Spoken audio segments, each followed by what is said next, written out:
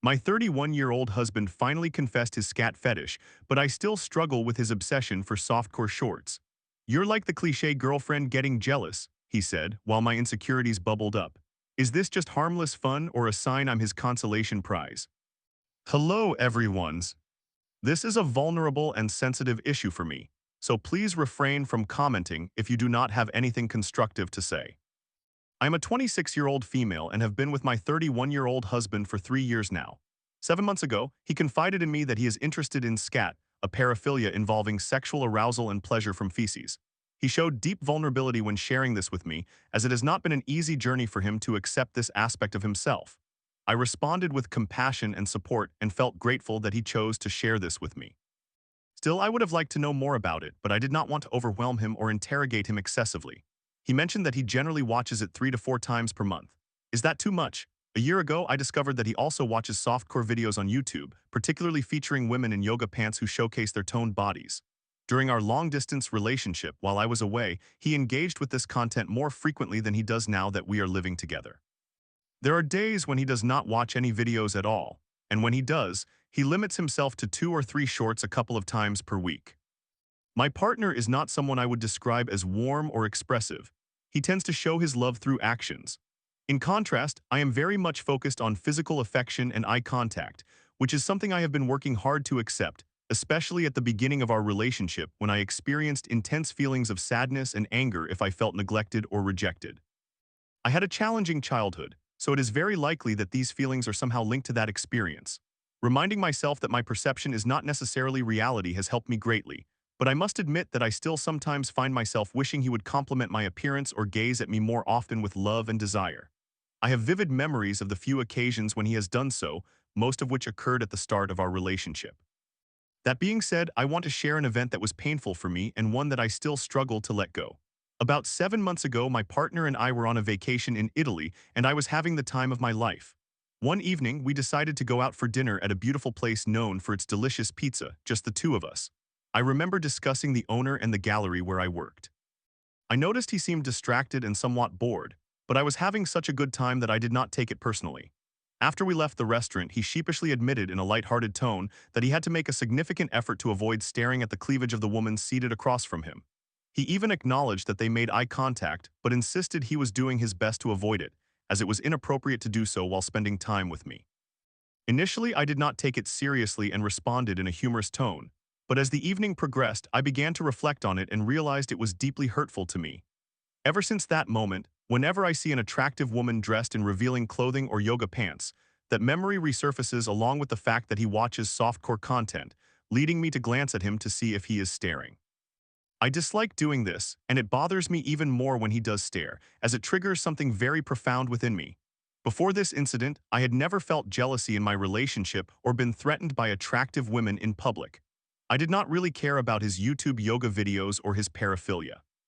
In February, we went to the beach, where of course there were many attractive women in bikinis. I felt threatened and on high alert, constantly checking on him. I cringe at myself for saying this. On the first day, I noticed him staring a couple of times and he saw me notice him once, but I tried my best not to let it affect me. On the second day, he stared again and I could no longer contain my frustration.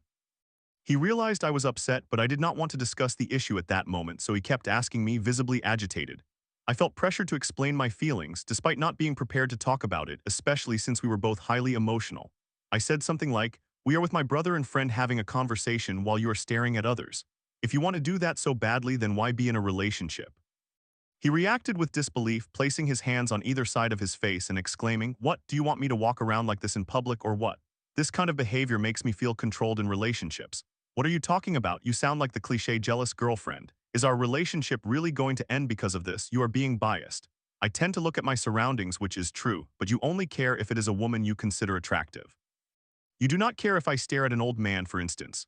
Then he calmed down a bit and said, "Look, some people dress in a way that stands out, including women. Maybe I notice it more than others, maybe I have higher testosterone levels or something. But I have no intention of talking to or going out with them. I love you. We are in Mexico with your family, visiting your friend in Playa del Carmen. I do not know what else to do for you to see this."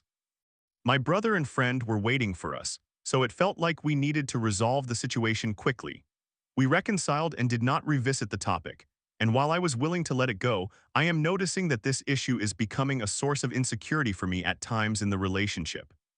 Last Sunday, while he was checking his Instagram account on our way somewhere, he suddenly saw 5 different suggested reels on his feed, 3 of which were somewhat suggestive.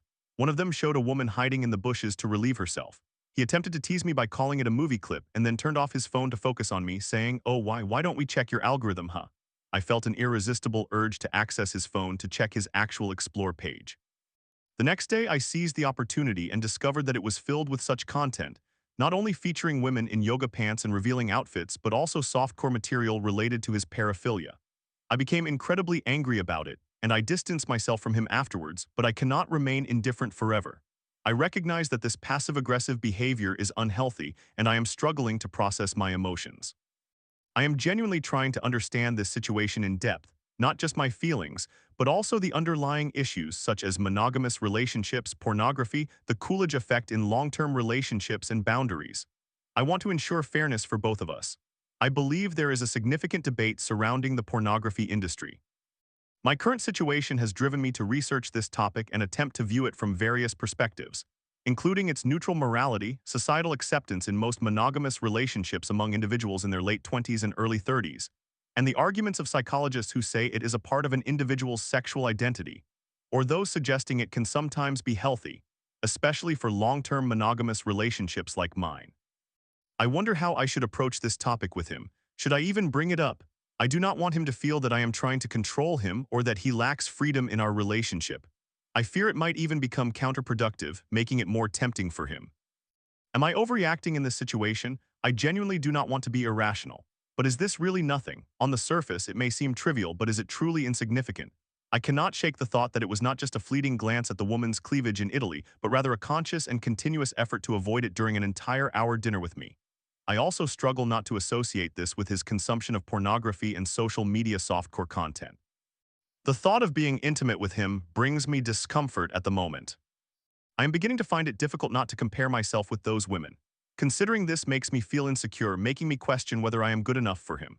I ponder why he feels tempted to watch these videos while he is with me, leading me to wonder if I am merely a consolation prize. Will he eventually become dissatisfied with me? Especially if we envision a long-term future together, I will not be young forever, and my body will change. Will he prefer the bodies of the women he continually looks at? I understand that finding other people attractive is natural. I just do not comprehend why someone needs to indulge in that attraction by regularly viewing such content, even in small doses. I can see that he genuinely cares for me. He supports me immensely and does his best to bring me happiness. However, when this issue arose, it was largely dismissed. I felt as though he was so focused on protecting his autonomy that he was unable to validate and comprehend my feelings. His reaction led me to interpret it as though, as long as he does not interact with those women, I should have no reason to feel hurt, which complicates my ability to validate my emotions and has left me unsure about how to discuss this with him, making me feel unmotivated to do so.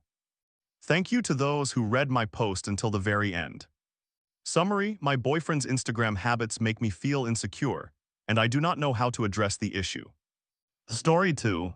My wife of 11 years just returned from a solo trip, admitting she needed time apart because I don't know how I feel about us anymore. Despite her hurtful words and past betrayal, I still find myself asking, why do I still feel butterflies? Am I the fool here? Hello, I am experiencing a very complicated phase in my life and in my relationship with my wife of 5 years and partner of 11 years. To provide a little background, we met a long time ago and yes, we were children, but we have enjoyed a very happy relationship and a fortunate life. We have never had issues communicating or any other kind of problems except for one instance, which I will elaborate on below as I believe it is relevant. Last year was the worst year of our lives. Everything that could have gone wrong did. My wife, who is an excellent employee, was on the short list for cost-cutting measures. She managed to hold on to her job because she was pregnant. We began trying to conceive that fall and we were overjoyed. Unfortunately, a few weeks later, we lost our 10-week-old pregnancy. I believe this drove her to the edge and made her more extreme and unstable in her views, including her perspective on the medical field. She no longer trusts therapists or doctors of any kind. However, this is understandable.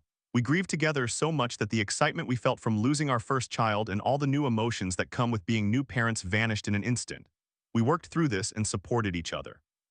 I provided her with my full attention and care, and she did the same for me. I cannot imagine the shock and pain she experienced. Ultimately, the doctors assured us that everything was okay and that losing a pregnancy is a normal occurrence during a first pregnancy. We continued trying to conceive but were unsuccessful. About 3 months later, I lost a finger in a freak accident involving my wedding ring, known as ring avulsion. This incident was likely the biggest mistake in a series of mistakes. I was traumatized and experienced some post-traumatic stress disorder as a result of having my finger ripped off my hand.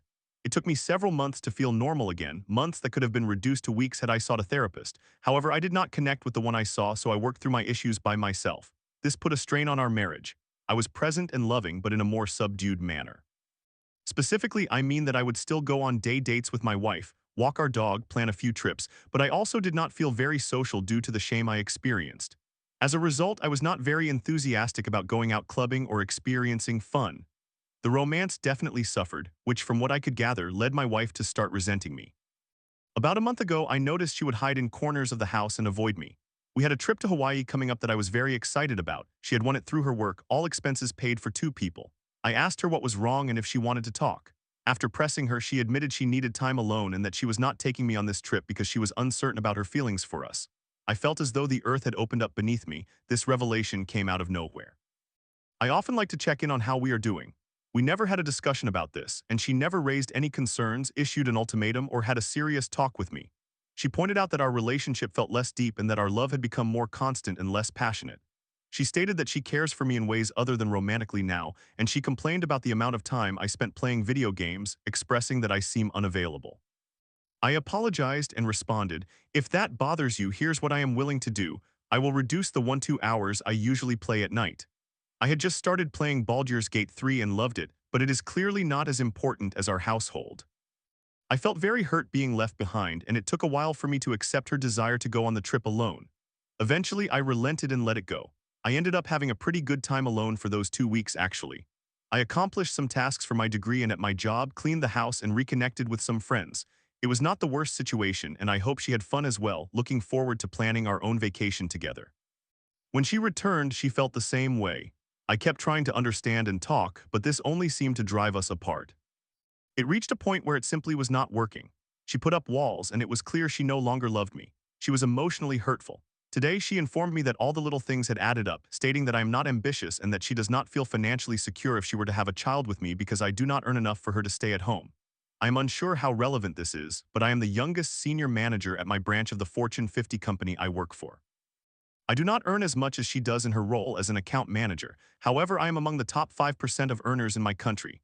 I managed to get by reasonably well, and I am pursuing another degree to prepare for potential relocation or career growth. Additionally, she will have 80% of her salary covered by the state for 2 years during maternity leave. We are in no way struggling financially, even though we are not wealthy. She also crossed a line by stating that she thinks I am clumsy, which is fair. I am, and that I do not behave manly enough. When confronted about this, she provided no examples. This comment felt particularly hurtful because it was vague, and I am proud of who I am. It caused me to withdraw and become more reserved because I now fear what may be wrong with me. I am profoundly disappointed that she offered no solutions, gave no warning, and refuses to seek therapy for herself or couples counseling. This is not the first time she has acted in this manner, and this is the first time I am opening up about it to someone. Approximately 8 years ago, she began coming home late at night or spending the night elsewhere. Initially, she claimed she was staying with a friend, but it continued to happen every night.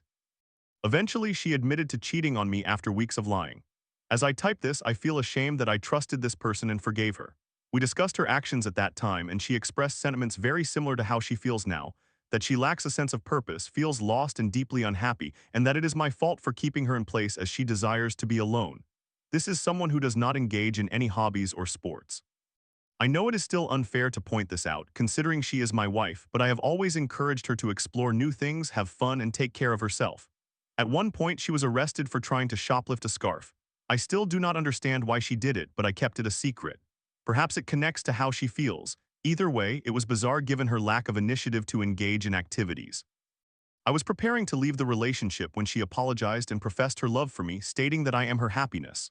I returned to her and she did it again that same night. Then things calmed down. Again, I am very disappointed and ashamed of my decisions 8 years ago, but I gave it time. I proposed 3 years later after I felt certain and safe, and I understood that at that age, one wants to experiment and be with other people. I stated that we have a functional, happy relationship at the beginning, and that is true aside from these 2 episodes. It is loving and trusting, we share fantastic intimacy, and our bond is profound and genuine. But after the things she has said and done, I feel as though I am reaching the end of my rope. I no longer trust her, and I do not wish to live in anticipation of the next major breakdown.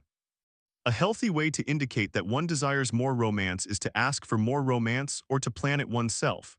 I have never withheld affection, and I have never rejected her. So why do I still feel butterflies? What is wrong with me? Why do I want to wake up, have coffee, and simply take a walk and talk with her? Why do I still love her so deeply? Is there something fundamentally wrong with me? To summarize, my relationship with my wife of 11 years is approaching its end, but I continue to care for her deeply and love her. I do not understand why I cannot move on and persist in trying to fix things.